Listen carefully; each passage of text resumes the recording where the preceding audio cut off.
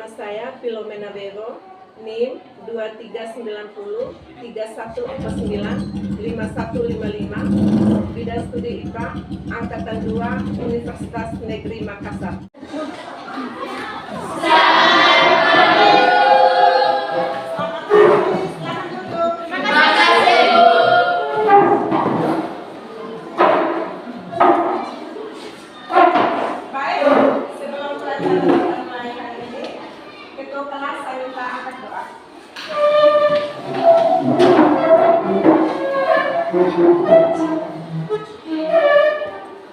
Marilah kita doa menurut kepercayaan dan keyakinan kita masing-masing.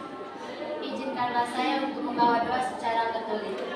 Dalam nama Bapa, dan Putra, dan Roh Kudus. Ya Tuhan Yesus, terima kasih atas berkat dan perlindungan-Mu dari malam hingga pagi ini. Sebentar lagi kami akan menjalani kegiatan belajar mengajar kami. Kami mohon bimbinglah kami agar kami bisa melaksanakan tugas-tugas kami yang baik dan benar. Nama-Mu yang kudus tetap kami puji kini dan sepanjang masa. Amin. Dalam nama Bapa.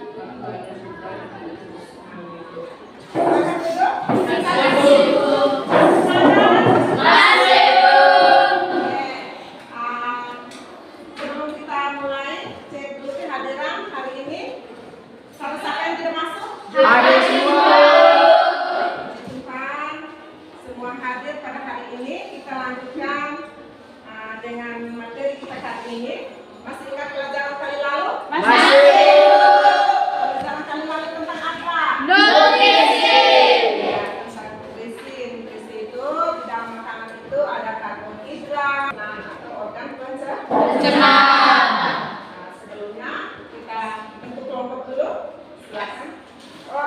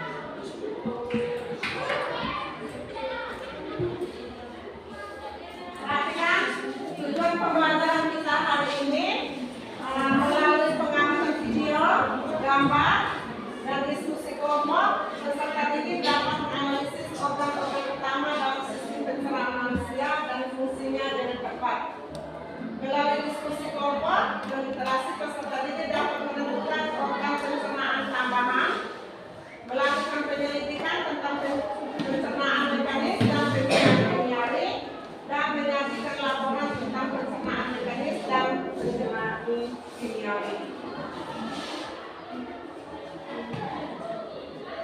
Kita lihat dulu videonya.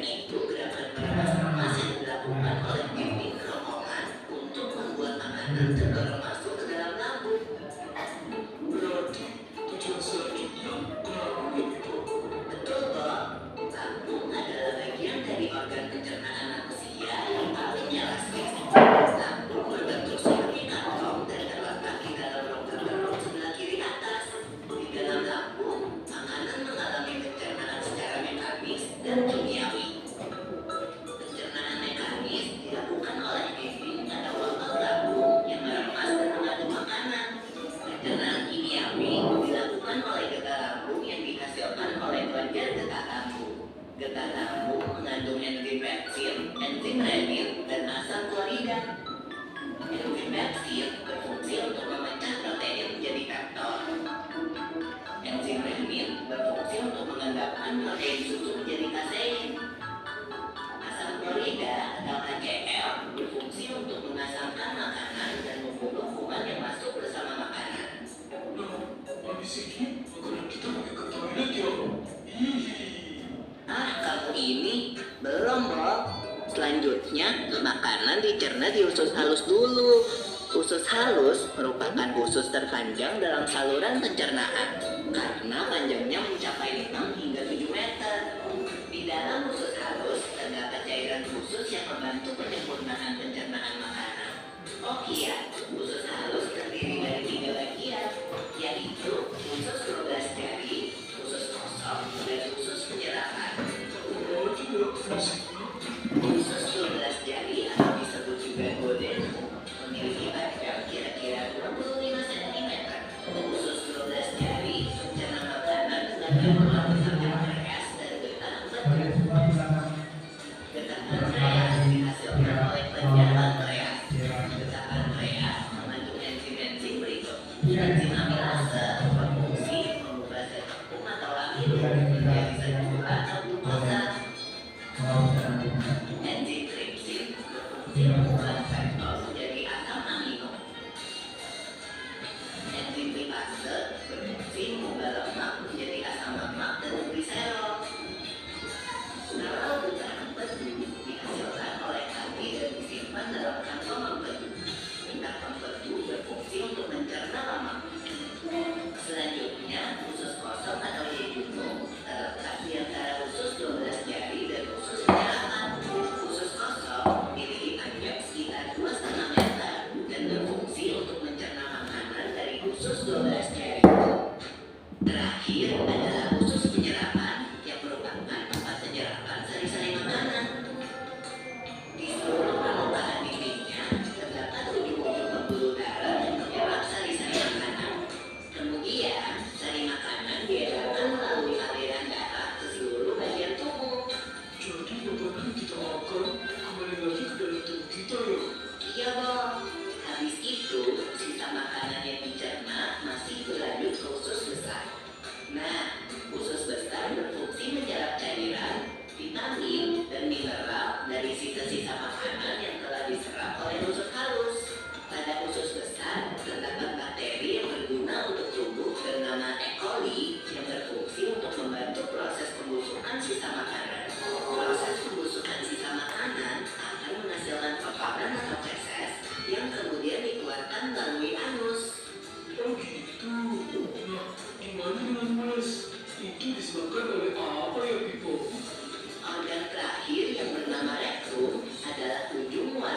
usus besar yang berfungsi sebagai tempat penyimpanan feses di darah. Ketika rektum terisi penuh dengan feses, maka saraf akan mengirimkan respon kotak yang menimbulkan rasa ingin buang air besar. Anus adalah lubang di bagian bawah pantat yang berfungsi sebagai tempat keluarnya feses dari tubuh. Jadi begitu ya, selama proses pencernaan dalam tubuh kita. Iya, Bob. Seenak-enaknya makanan yang aku makan, ujung-ujungnya untuk dibuang lagi. Tapi ingat, kan ada juga sari makanan yang menyebar menjadi energi untuk tubuh kita. Betul juga ya. Oh iya gitu. Ngomong-ngomong soal pencernaan, kamu pernah sakit perut gak? Tentu saja, Bob. Kenapa ya perut kita bisa sakit? Nanti akan kita bahas bersama di video selanjutnya ya, Bob. Nonton video tadi, mungkin anak-anak semua ada yang bertanya tentang video tadi, isi video tadi? Ada? Saya Silakan. sebutkan urutan proses pencernaan. Berdasarkan ini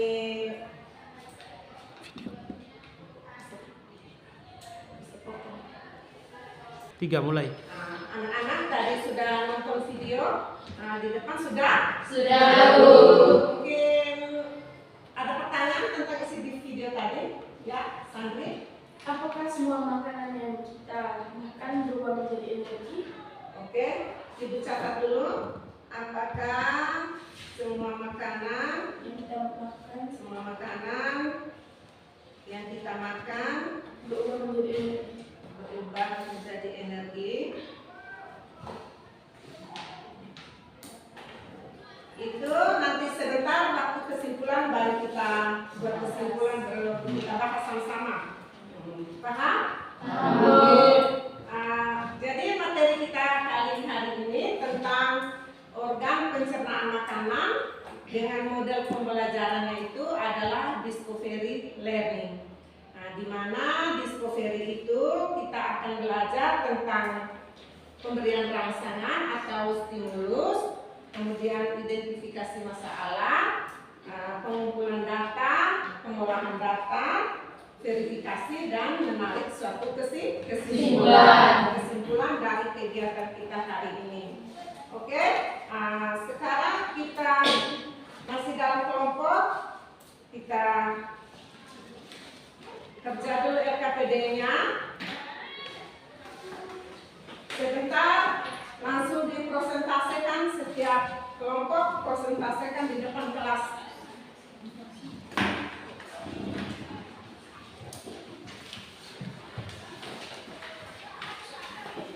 Silakan kerja LKPD.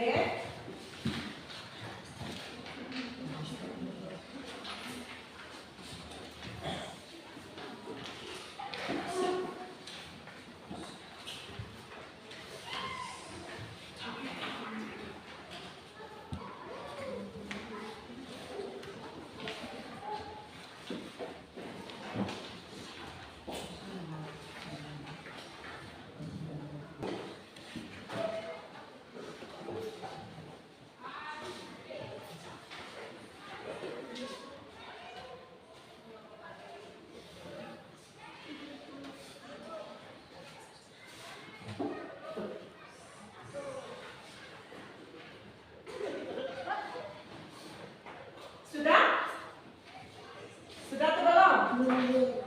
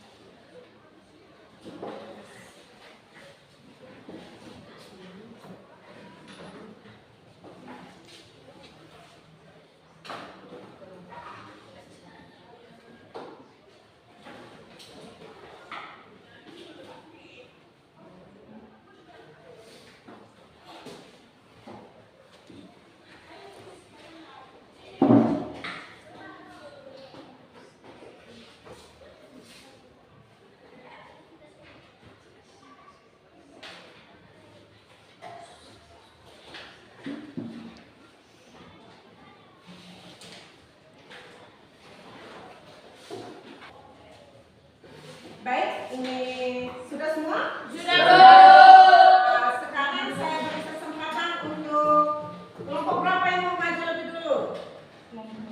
Kelompok 2. Oke, kelompok 2 silakan maju. Kelompok 2 maju.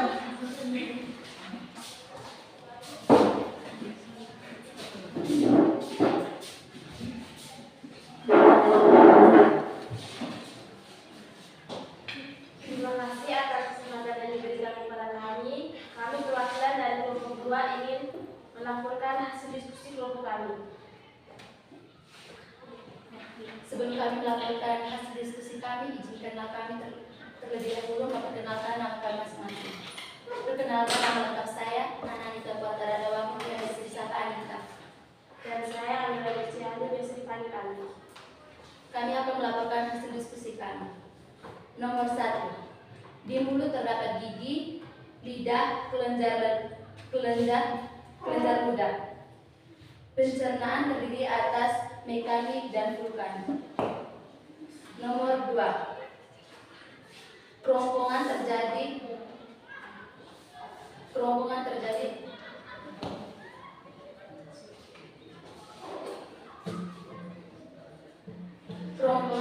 atas gerakan prestatif.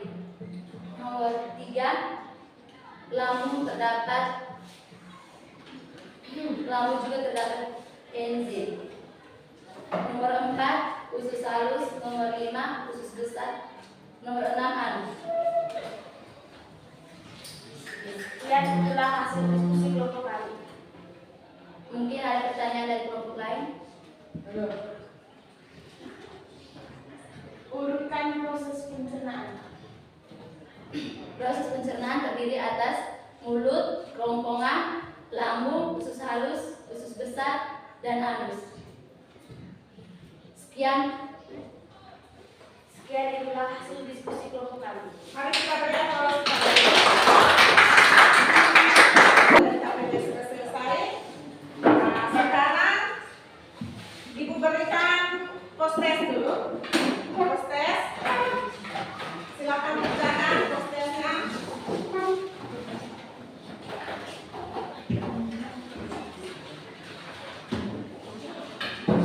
Silakan kerja post test.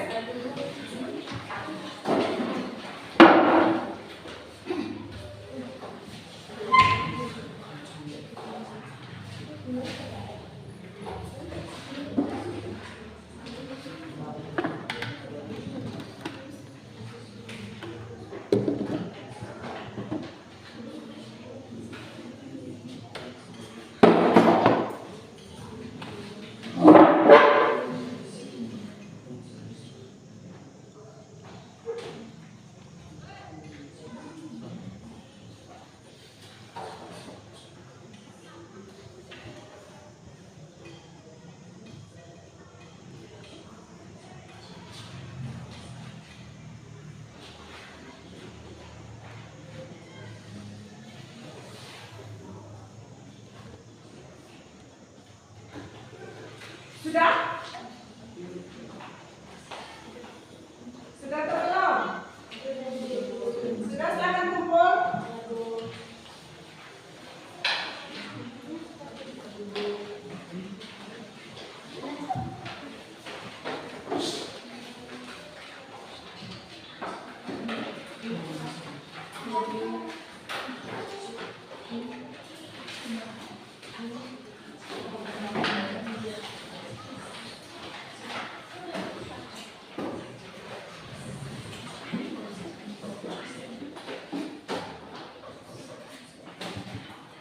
Tentang apakah semua makanan yang kita makan itu diubah menjadi energi. Nah, makanan yang kita makan itu mengandung energi.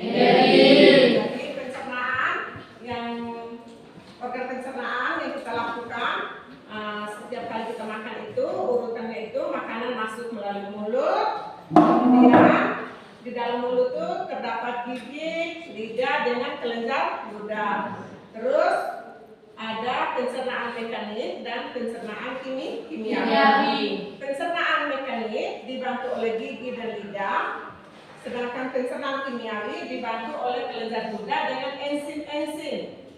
Kemudian makanan itu masuk terdorong ke kerongkongan. Di kerongkongan terjadi gerakan peristaltik. Kemudian makanan masuk ke dalam lambung. Di dalam lambung itu makanan tidak terlalu lama. Kemudian di situ ada enzim pepsin, renin dengan HCl.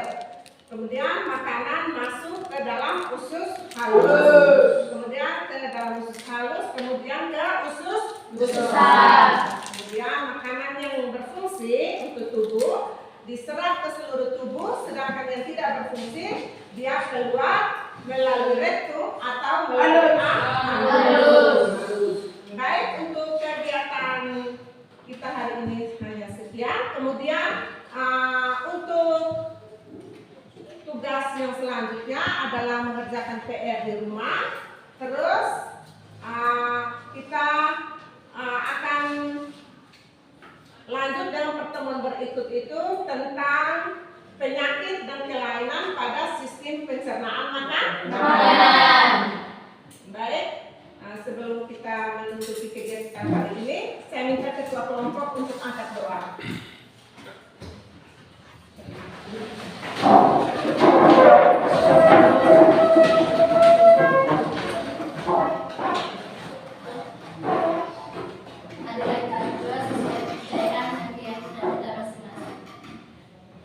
Izinkanlah saya untuk membawakan doa secara katolik. Dalam nama Bapa, Bapa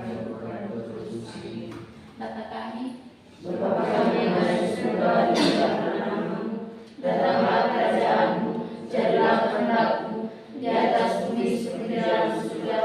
Berilah kami rezeki pada hari ini, dan ampunilah kesalahan kami, seperti kami pun mengampuni yang bersalah pada kami, dan janganlah masukkan kami dalam